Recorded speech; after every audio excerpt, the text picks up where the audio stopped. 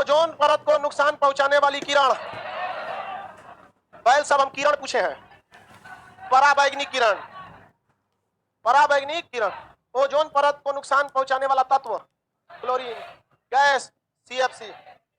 इससे कौन सी बीमारी होती है? Skin cancer. कौन सा कैंसर? ओजोन कितने ऑक्सीजन के कणों से मिलकर बना? 3। ऑक्सीजन के कितने कण होते हैं? 3 कण होते हैं। आगे बढ़े, उसके बाद कौन सा प्रदूषण हो?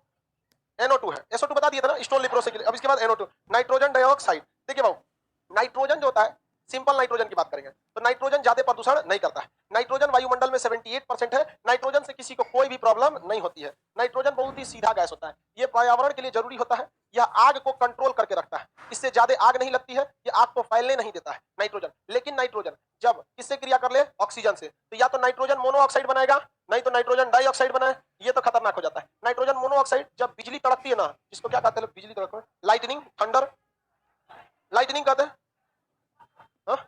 वज्रपात। अरे लाइटनिंग ऐसे नहीं देखते हैं, बिजली तड़कता है तो बिजली तड़केगा, या फिर उसी को तड़ित झंझावात कहते हैं, बिजली तड़कना। ये आसमानी बिजली, सबसे सिंपल आसमानी बिजली, आसमानी बिजली। इसे तो कई लाख वोल्ट का होता है ये। और ये लोग कहते हैं कि गाय के गोबर पे गिरेगा तो सोना हो जाएगा।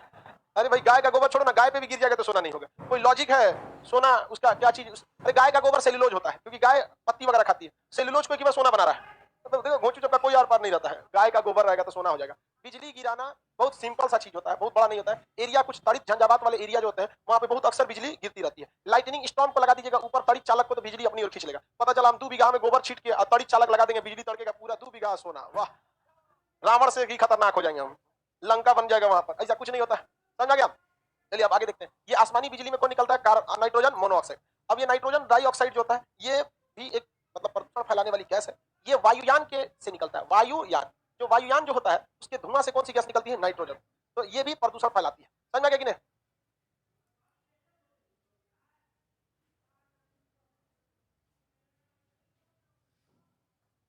कह रहा है कि कहां से पढ़ा रहे हैं, हमको पता नहीं चल रहा है, खत्म होने वाला है। कह रहा है कि हमला पता नहीं चल रहा है। ये बेवकूफ कहीं का, यही सब उल्टा सीधा कमेंट करता है। कह रहा है कुछ हीरोइन भी बिजली गिराती है सर।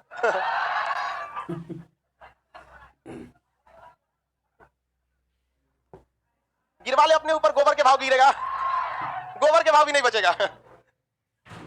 देखिए ध्यान से, वायुयान से कौन सा प्रदूषण होता है? नाइट्रोजन। ये काफी ज्यादा प्रदूषण फैलाता है। नाइट्रोजन डाइऑक्साइड जब किससे क्रिया करता है? ओजोन के पास। किसे? ओजोन से। तो वहां पर एक अलग सा टॉपिक बना लेता है, पैराक्सिल ऑक्सीटाइल नाइट्रोज। क्या बना लेगा? ओजोन से जब क्रिया करता है तो क्या बना लेता है? पैराक्सिल ऑक्सीटाइल नाइट्रेट। 4 बार बोलिए, यूपीएससी में फुल फॉर्म पूछा हुआ है। पैराक्सिल ऑक्सीटाइल नाइट्रेट, पैराक्सिल ऑक्सीटाइल नाइट्रेट, पैराक्सिल ऑक्सीटाइल नाइट्रेट, पैराक्सिल ऑक्सीटाइल नाइट्रेट। इसको शॉर्टकट में क्या कहते हैं? पैन। शॉर्टकट में पैन। और ये प्रदूषण काफी ज्यादा घना कोहरा के समान फैल जाता है। अतः ये जो होता है, वायुयान के धुएं से निकलता है, ओजोन परत में ही ये नुकसान करता है, लेकिन ओजोन को छेद नहीं पाता है ओजोन के पास। किसे? ओजोन से। तो वहां पर एक अलग सा टॉपिक बना लेता है, पैराक्सिल ऑक्सीटाइल नाइट्रोज। क्या बना लेगा? ओजोन से जब क्रिया करता है तो क्या बना लेता है? पैराक्सिल ऑक्सीटाइल नाइट्रेट। 4 बार बोलिए, यूपीएससी में फुल फॉर्म पूछा हुआ है। पैराक्सिल ऑक्सीटाइल नाइट्रेट, पैराक्सिल ऑक्सीटाइल नाइट्रेट, पैराक्सिल ऑक्सीटाइल नाइट्रेट, पैराक्सिल ऑक्सीटाइल नाइट्रेट। इसको शॉर्टकट में क्या कहते हैं? पैन। शॉर्टकट में पैन। और ये प्रदूषण काफी ज्यादा घना कोहरा के समान फैल जाता है। अतः ये जो होता है, वायुयान के धुएं से निकलता है, ओजोन परत में ही ये नुकसान करता है, लेकिन ओजोन को छेद नहीं पाता है, बल्कि वहां प्रदूषण फैला देता है। वायुयान हमेशा समताप मंडल यानी स्ट्रेटोस्फीयर में उड़ता है, और ओजोन भी हमेशा समताप मंडल यानी स्ट्रेटोस्फीयर में ही पाए जाते हैं। अतः वायुयान के धुएं से निकलता है, ओजोन से जब ये क्रिया करता है तो क्या बनाता है? पैराक्सिल ऑक्सीटाइल नाइट्रेट, पैराक्सिल ऑक्सीटाइल नाइट्रेट। पैराक्सिल ऑक्सीटाइल नाइट्रेट जो होता है, ये एक घना कोहरे के समान छाता है। कैसा है? कोहरे के समान। और उस एरिया को प्रदूषित कर देता है। इसलिए इसे टेक्निकल नाम दिया जाता है प्रकाश रासायनिक धूम। प्रकाश रासायनिक धूम, प्रकाश रासायनिक धूम। तो हम लोग क्या कर सकते हैं भैया? प्रकाश रासायनिक धूम में कितनी चीज आएगा? बोलिए।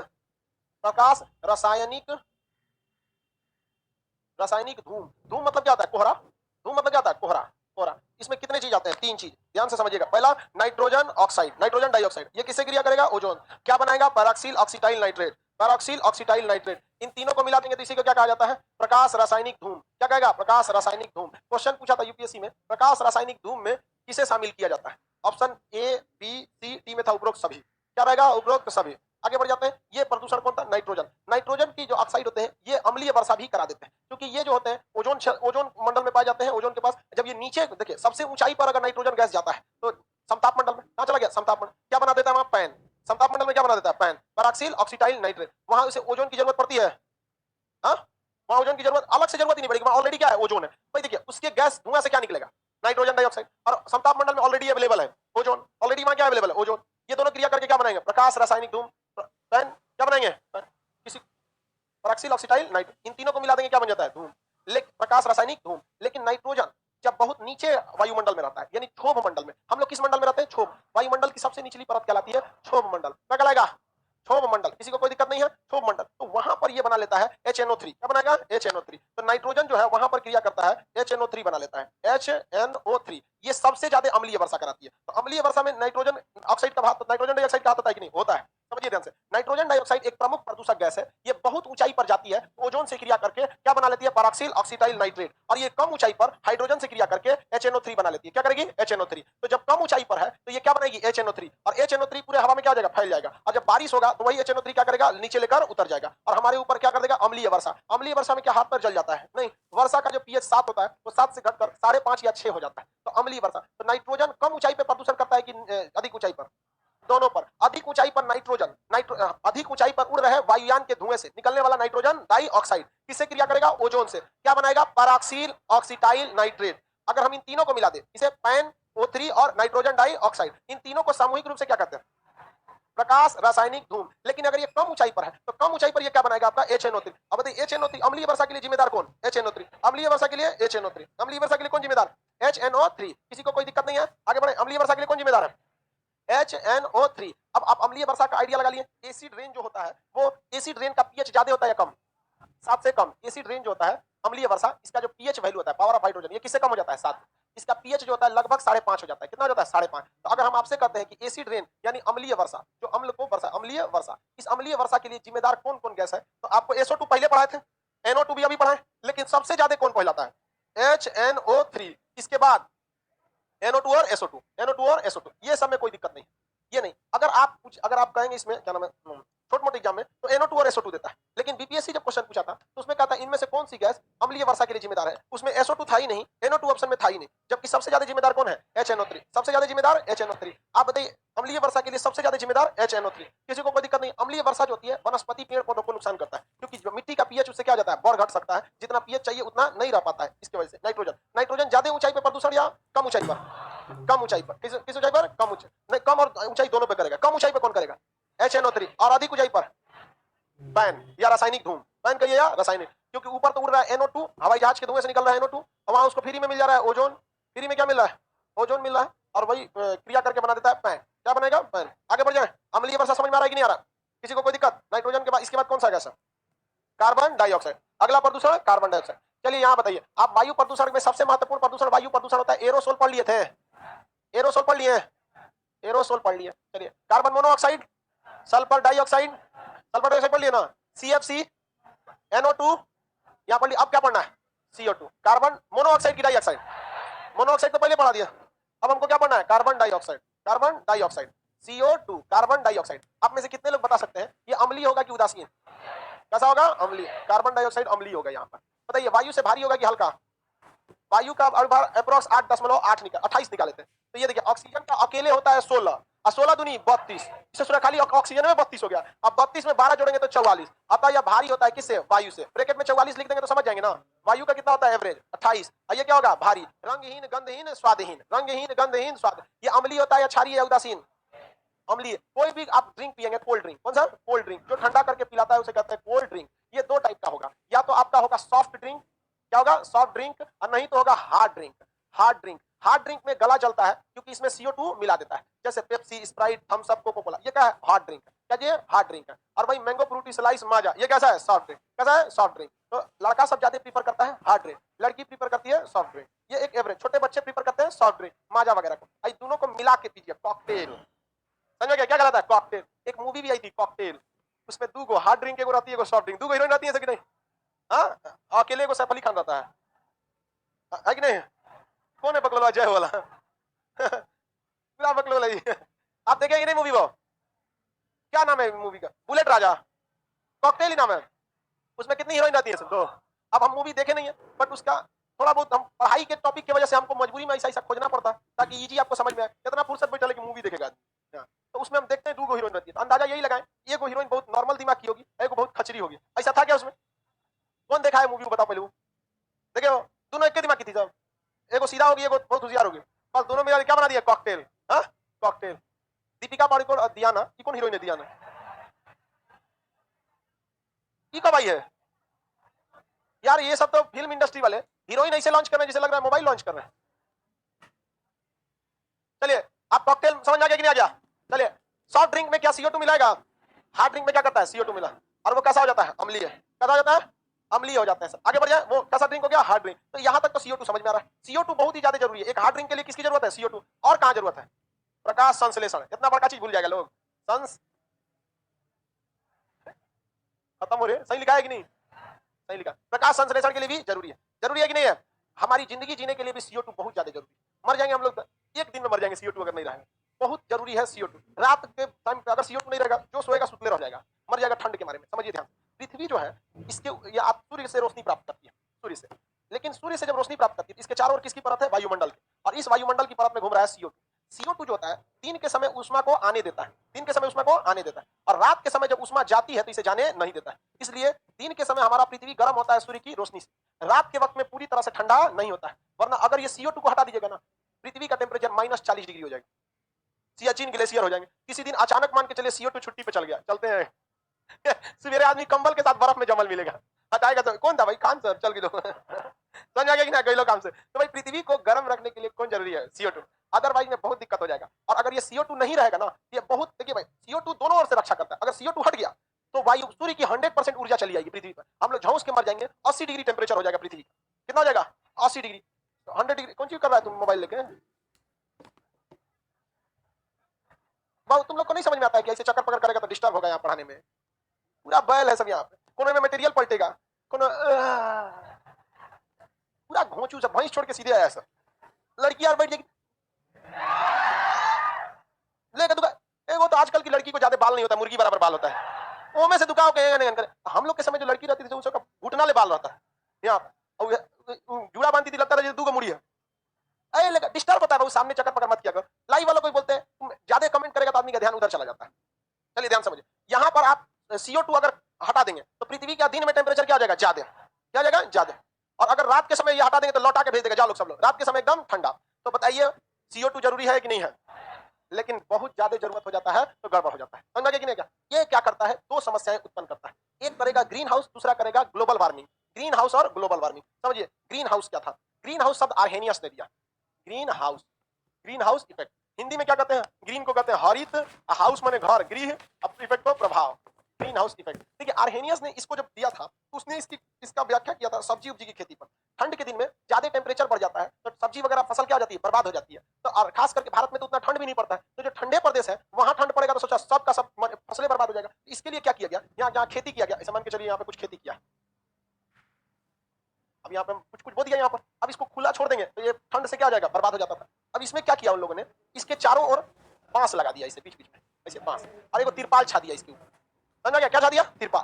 प्लास्टिक, पारदर्शी क्या बना दिया? प्लास्टिक। आप देखे होंगे ऐसे खेतों में, कहीं कहीं देखे कि नहीं देखे?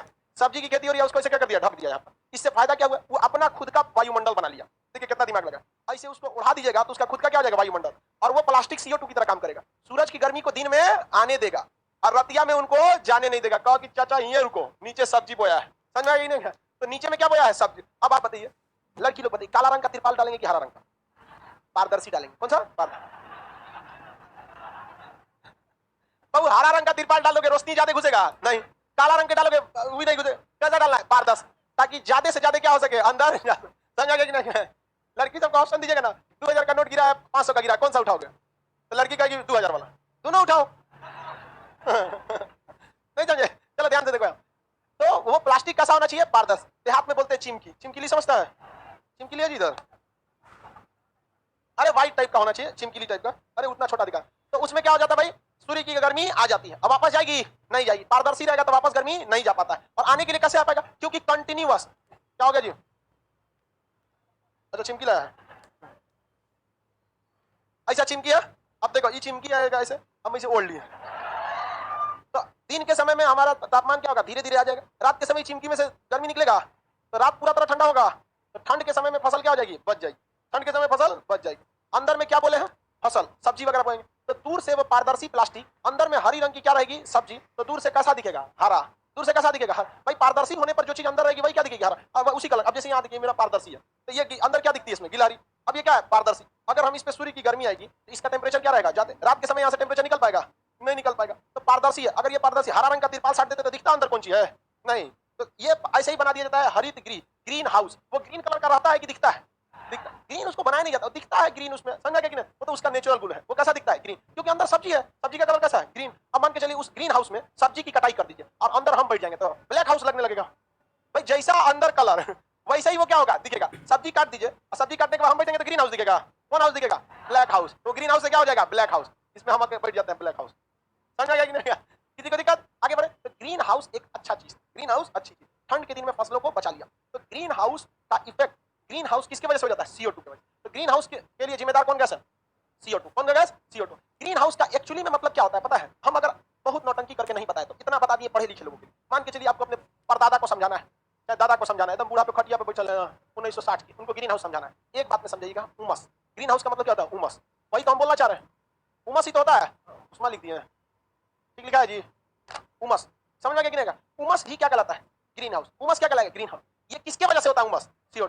आप इस क्लासरूम में देखिए, इस क्लासरूम में एग्जॉस्ट फैन लगे हैं, एग्जॉस्ट फैन का पावर एक पंखे के पावर से 5 गुना होता है। एक एग्जॉस्ट फैन जितना बिजली उठाता है 5 पंखा उतना बिजली उठाता है, क्योंकि पंखा 70 वाट का रहा है, स्टार्टिंग में 100 वाट लेता है, बाद में कितना लेता है, 70 वाट, और वो 500 वाट का होता है, लगभग 6 गुना ज्यादा उससे लेता है। लेकिन इसके बावजूद इसमें देखेंगे 6-7 एग्जॉस्ट फैन लगे। रीजन क्या है कि हमको पता है, या सबको पता रहता है कि अगर CO2 रुक गया तो आप AC चलाइए, कुछ चलाइए, वो क्या बना देगा, उमस। इसलिए हर हाल में किसको भगाना है, CO2। किसे भगाना है, CO2। इसलिए हाई पावर का पंखा खींच के किसको भेज देता है, CO2 को। इस कितना भी क्लासरूम चलते रहेगा, अगर एग्जॉस्ट बंद कर देंगे तो उमस चालू हो जाएगी। बंद कर देगा एग्जॉस्ट, बंद कर दो, घुमा के बंद करो, थोड़ा सा प्रैक्टिकल है,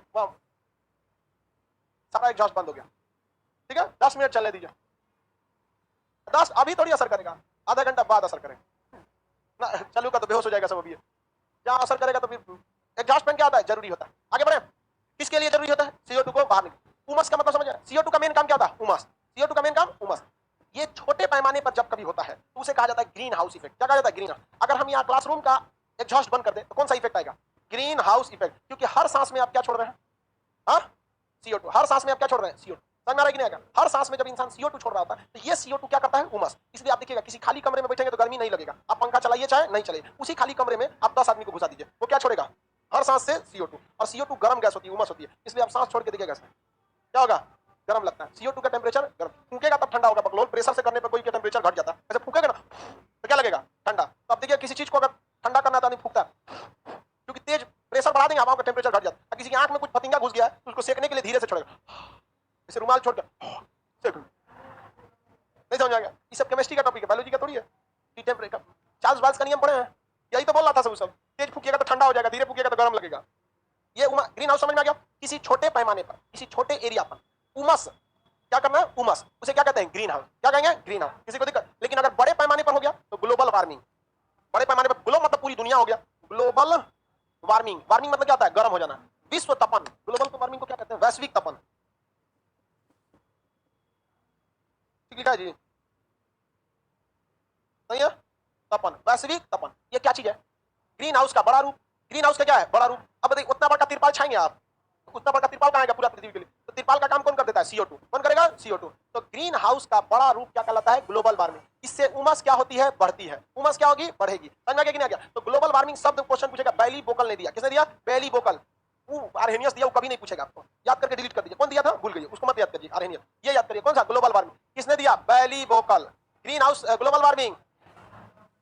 सर आप मात्रा सही नहीं लिखते तो हम कब बोले सही लिखते हैं, बैली बोकल ने लिखा। किसने दिया, बैली बोकल। किसने, बैली बोकल ने। किसी को कोई दिक्कत, ग्रीन हाउस समझ गए तो ग्लोबल वार्मिंग समझ में आएगा। अगर ग्रीन हाउस नहीं समझे किसी कीमत पे ग्लोबल वार्मिंग समझ में नहीं आएगा। तो छोटा सा रूप रहेगा तो ग्रीन हाउस, बड़ा रूप रहेगा ग्लोबल वार्मिंग। आप ही बताओ पूरे ग्लोब पर कहां से ग्रीन हाउस बना पाएंगे आप, तिरपाल छाइएगा पूरा बड़का, नहीं हो पाएगा। उसी का बड़ा रूप क्या होता है, ग्लोबल वार्मिंग। तो ग्लोबल वार्मिंग किसके द्वारा होता है, एक बात बताइए, सबसे ज्यादा CO2, और किससे होता है, मीथेन, CH4, मीथेन। ये भी क्या करता है, ग्लोबल वार्मिंग करता है। NO2 भी ग्लोबल वार्मिंग को कर देता है। क्लोरोफ्लोरोकार्बन भी ग्लोबल वार्मिंग को कर देता है। ग्लोबल वार्मिंग का मतलब भी क्या होगा, उमस। इसका भी मतलब क्या होगा, उमस। ग्रीन हाउस का मतलब उमस। ये बताइए आप ध्यान से समझिए, सबसे ज्यादा ग्लोबल वार्मिंग या उमस के लिए जिम्मेदार गैस, लेकिन इसका भी बाप होता है जलवाष्प। क्या होता है, जलवाष्प। सबसे ज्यादा उमस कौन करता है, जलवाष्प। जलवाष्प को हम लोग शुद्ध भाषा में बादल कहते हैं। क्या कहते हैं, बादल। आप गर्मी के दिन में अगर कभी बादल छा गया है रात में, गर्मी के दिन में क्या छा गया हो? बादल। और गर्मी के दिन में जब कभी बादल रहेगा तो बादल वाली रात में पंखा चलाइए, चाहे छत पर जाके सोइए, दिन भर आदमी खजुआते रहता है, रात भर बहुत गर्मी हो लो रे।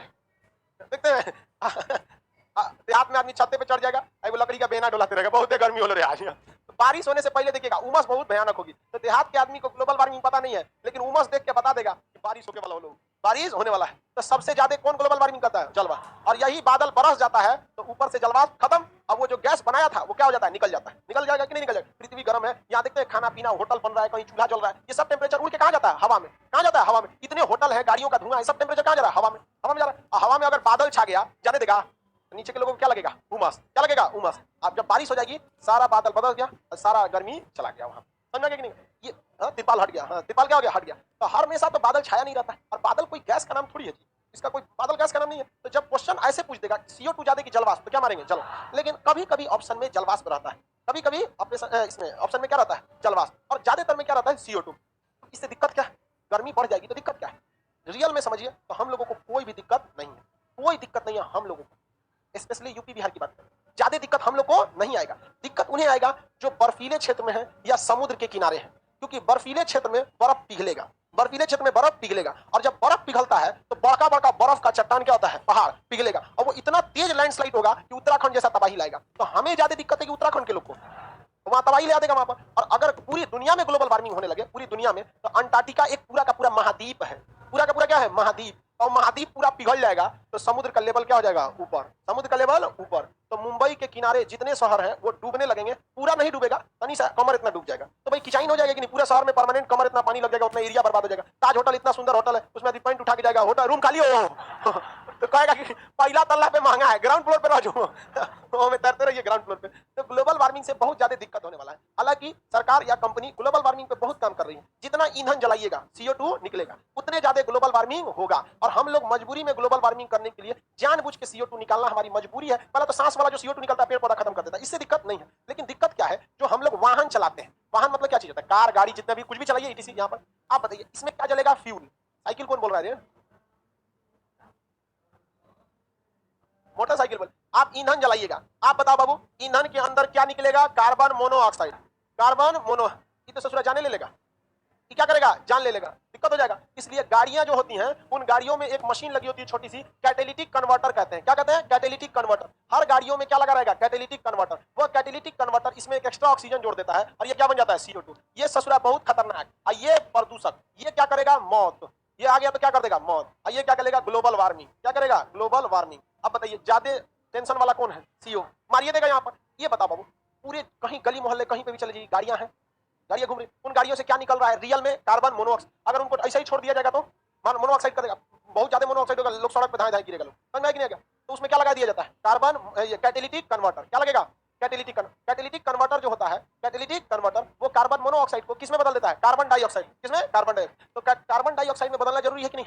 अब कभी कभी कैटेलिटिक कन्वर्टर खराब हो जाता है तो गाड़ी काला रंग का धुआं देने लगती है, तो उसमें पुलिस फाइन लगा देती है, क्योंकि आर्टिकल 21 हमारे संविधान का कहता है प्राण एवं दैहिक स्वतंत्रता, आपको किसी दूसरे का जान लेने का कोई अधिकार नहीं है। आपकी गाड़ी धुआं छोड़ रही है तो इसी धुआं को कोई सूंघ रहा है, अब कोई मोटरसाइकिल के साइलेंसर के पास आके धुआं सूंघने लगेगा, चल जाएगा आप। बचपन में हम लोग सूंघते थे लोग राजदूत का धुआं अच्छा लगता था पहले राजदूत गाड़ी आती थी तो जब पूरा दहिया उसका लोहा का था, उसमें कहीं फाइबर प्लास्टिक का प्रयोग नहीं था, पूरा सीट उठ पे कौन जाता है? वो सब टूटे फूटे का चीज नहीं है। राजदूत से किसी का एक्सीडेंट होगा पूछ देता था उसको, राजदूत और बुलेट, इसमें कहीं फाइबर उबर का प्रयोग नहीं, केवल क्या है? लोहा। तो कैटेलिटिक कन्वर्टर CO को किसमें बदल देता है? CO2। भाई पहले हम जिंदा रहेंगे, अलग देख लेंगे बर्फ को कैसे पिघलने से बचाना है। तो कैटेलिटिक कन्वर्टर खराब हो जाएगा तो आपकी गाड़ी कैसा धुआं देती है? हाँ, कैसा धुआं देगी? कैसा धुआं? काला धुआं देने लगती है। किसी को कोई दिक्कत है? कैसा धुआं देगा? काला धुआं देता है। आगे बढ़े, कैटेलिटिक कन्वर्टर जरूरी है कि नहीं? कैटेलिटिक कन्वर्टर में संक्रमण धातुओं का प्रयोग करते हैं जो दूसरे से भी रिएक्शन करते हैं। क्या है? संक्रमण धातु तो केमिस्ट्री में पढ़ना है, अब यहाँ क्या बताएंगे, बस यहाँ याद कर लीजिए। कैटेलिटिक कन्वर्टर में कैसे धातु का प्रयोग? संक्रमण धातु, ट्रांजिशन एलिमेंट, डी ब्लॉक के जितने तत्व होते हैं, डी ब्लॉक वाले। तो कैटेलिटिक कन्वर्टर में कैसे धातु का प्रयोग? संक्रमण, अंग्रेजी में ट्रांजिशन एलिमेंट, अंग्रेजी में क्या कहते हैं? ट्रांजिशन। पीरियोडिक टेबल में कहां देखने को मिलता है? डी। उसमें पूछ रहा है BS3 BS4, अभी थोड़े है, सब में रहता है, सब में रहता है। BS6 BS5 ये सब उसका नहीं है, ये दूसरे चीज का मानक है। कैटेलिटिक कन्वर्टर का मानक थोड़ी छोड़िए, ये डिपेंड करता है धुआं कितना रिफाइन करके दे रहा है वहां पे। कैटालिटिक कन्वर्टर जो है वो कार्बन मोनोऑक्साइड को किसमें बदल देता है? कार्बन डाइऑक्साइड में। अभी बताइए, जब तक इस पृथ्वी पर गाड़ियां चलेंगी, उसमें ईंधन का प्रयोग करेंगे, तो क्या कार्बन डाइऑक्साइड कम होगा? कार्बन डाइऑक्साइड कम नहीं होगा। कार्बन डाइऑक्साइड को केवल दो चीज सोख सकता है, एक पेड़ पौधे, दूसरा समुद्र। अब तक हमने जितना कार्बन डाइऑक्साइड निकाला है, उन सारे कार्बन डाइऑक्साइड को, जितना भी हमारे सांस वाला कार्बन डाइऑक्साइड को कौन ले गया है? और गाड़ियों से जो निकला है वो समुद्र। समुद्र की जितनी क्षमता थी वो अपने कुल क्षमता का 95% उपयोग कर चुका है। अब समुद्र CO2 को नहीं सोख पाएगा। इसलिए ग्लोबल वार्मिंग एक पूरी दुनिया का चिंता बन गया है। इसलिए electric car, electric train, electric जहाज, इलेक्ट्रिक आदमी सब आएगा इलेक्ट्रिक। धीरे धीरे वो चलाएगा। सब क्या दिक्कत है? हर चीज क्या हो गया है? इलेक्ट्रिक। हर चीज क्या हो गया? इलेक्ट्रिक हो गया। इससे क्या चीज की कमी होगी भाई? ग्लोबल वार्मिंग में कमी आएगी। वरना ग्लोबल वार्मिंग होगा, पृथ्वी क्या हो जाएगी? गर्म हो जाएगी। और पृथ्वी जब गर्म होगी तो हर इंसान, आपको पढ़ा दिए हैं डार्विन के सिद्धांत में, सर्वाइवल ऑफ द फिटेस्ट।